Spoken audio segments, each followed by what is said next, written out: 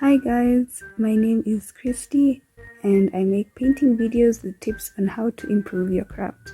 So welcome to another very insightful video. Today I'll practically show you 4 reasons why your art may suck, yes, and what you can do to fix it. Most of the time we are doing these things and we don't even know that they are what's making our work look blah. That being said, remember that your art is your own language, so please create what's in your heart. If you want to improve your work, you want to stick around for at least 4 reasons that you do this. So let's keep watching.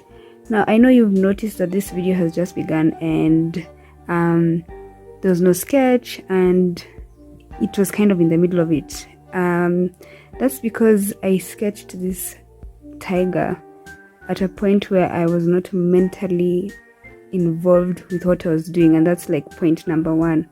When you start your work and you're not in the space to create and you kind of force issues, you're like, oh, I want to paint, I want to use painting as therapy. Okay, sometimes it works for me that way, and then sometimes it's like whatever is bothering my mind is like too much for me to actually give my work the level of concentration it needs to create a piece that is like worth mentioning. So yeah, I wasn't super satisfied with the beginning of it, so it was kind of like an afterthought. I was like, you know what, this sketch took me a lot of time, so I'm gonna film what I am doing. So here we are, and actually it turned out really great because I honed myself in, if you can say that, and I started to concentrate and to get into the groove of things. Yeah, point number 2 is that you're using the wrong medium. Now what I'm using here are gouache paints. I think I've said that right. The love child of acrylic paints and watercolors. So throughout this video you can see there are some places, like right now it's opaque, and then some other places it's transparent. That's a good thing with gouache. You can get both effects depending on how much you dilute the paint. Like here, it's kind of like acrylic because of how I'm using it. So you need to know how to use your mediums. And in the beginning, not just of this piece, but of using gouache paints, I had a really rough time. So it took me maybe twice the amount of time to create a piece that would have taken me half the time, just because I did not know the medium that I was using. So that's another thing. Please guys, use your mediums properly. Like, get to know how to mix your colors, what thinning agents you need, do you need solvents, all those things before you get to start your work. As you're seeing here, hopefully, this is a Posca pen. If you don't know what a Posca pen is, or Posca pen, it's an acrylic pen / marker.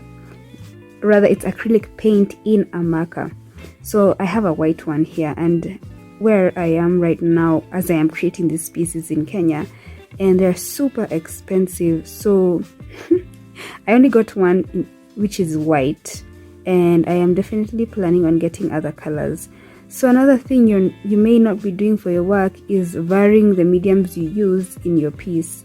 Here I'm using a colored pencil.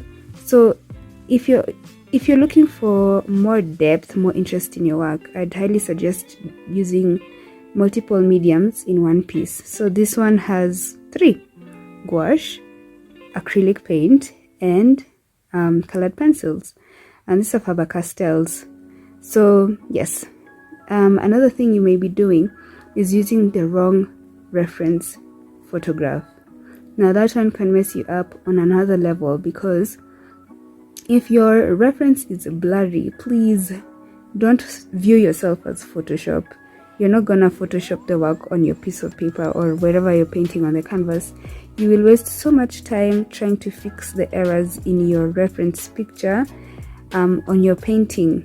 So, and some of them you won't even be able to rectify. You will carry them on to your painting.